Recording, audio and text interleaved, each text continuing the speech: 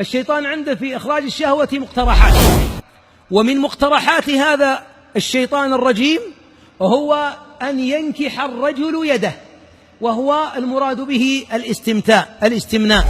ونكاح الرجل يده يجمع مع حرمته عند جماهير أهل العلم، يجمع معه قلة حيائه من ربه، قلة حيائه. الاستمناء استفراغ الشهوة بيده حتى يبرد ظنا منه ألا يراه أحد، ولذلك يسمونها العادة السرية. أقبح اسم تسمى به نكاح اليد أن يسمى سرية. سرية على من؟ على البشر؟ نعم. ولذلك أنا أقول لمن ابتلي بنكاح يده: لو أن رجلا يصورك وأنت في خلوتك فلما فرغت هددك بنشر المقطع بين الناس، ألا تكون فضيحة؟ ألا تكون فضيحة؟ وتشتري منه المقطع هذا بكل أموالك. طيب هذا مخلوق صورك بره وأنت ما تدري. أين الخالق الذي جعل ملائكة كراما كاتبين يعلمون ما نفعل، والذين يسجلون عليك وما تخشى أن تنطق اليد يوم القيامة وترتفع أمام الخلق بعد ختم الله على الفم فتقول أنا له نكحت. إن نكاح اليد اعتداء، فمن ابتغى وراء ذلك فأولئك هم العادون. اعتداء على الفرج، لأن الإنسان إذا بلغ به حال أن نكح يده معناه أنه إما أن له ذكريات مع الفسوق أحيانا، أو أنه هيج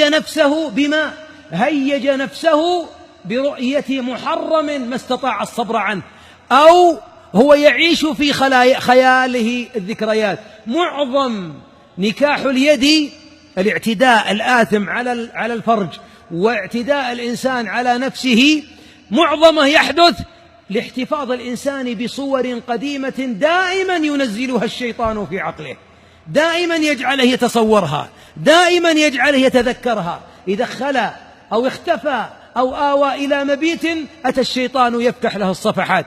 يقول بعض أهل العلم كرهها، بعض أهل العلم حرمها، جماهير أهل العلم على حرمتها. وإن ذكر بعضهم قالوا إن خشي الزنا يعني بلغ إلى درجة الخوف من كبيرة الزنا فعملها فعسى الله أن يعفو عنه، عسى الله أن يعفو عنه. ولذلك أيها الأحباب من الاعتداء على الفرج ويخشى، ولذلك هذه العادة تذهب وضاءة الوجه، تنهك البدن، تسلب نور العين، تجعل الإنسان محتقرا لنفسه، يعيش محتقر. إذا تأججت به الشهوة فعلها، فإذا انتهى احتقر نفسه. احتقار النفس وازدراؤها عقوبة معجلة تجعل الإنسان في داخل نفسه لا يرى أنه كامل الإرادة ولا كامل الإيمان، وأنه أسير للشيطان. ولذلك الله ماذا أمر الإنسان إذا زادت شهوته؟ بالعفة، وليستعفف الذين لا يجدون نكاحا.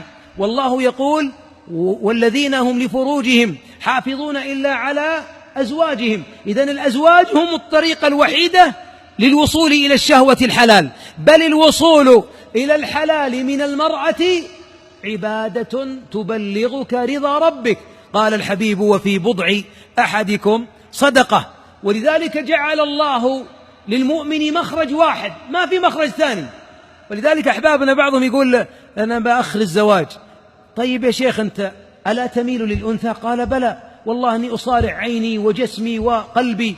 قال عمر لشاب سأله، عمر تراها الفاروق، عمر يقول لرجل أما تزوجت؟ قال ليس لي حاجة في النكاح.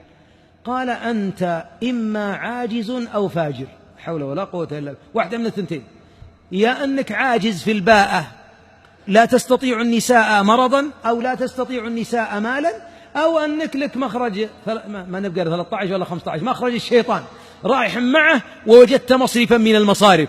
ولذلك